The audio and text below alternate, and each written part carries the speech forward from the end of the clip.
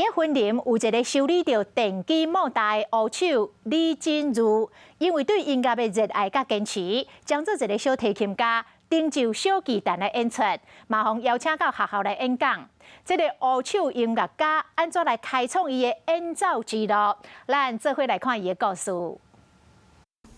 李真如伫因兜门口咧包线裤，伊毋但是修理莫大歌手，嘛是一位小提琴家。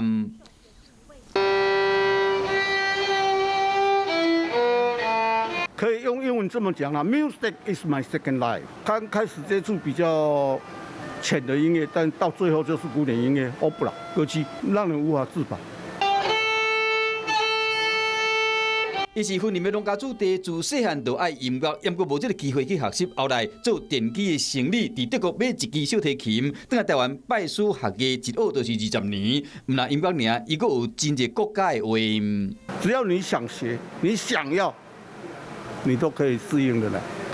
这份对音乐的热爱甲坚持，会登上小巨蛋的演出，嘛受邀请到学校去演讲，分享伊的人生过程。伊拍破外界对乌手的印象，活出精彩人生。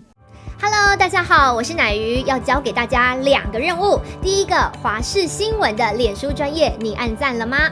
还有华视新闻的 YouTube 频道，赶紧订阅起来，还要记得按赞，开启小铃铛哦。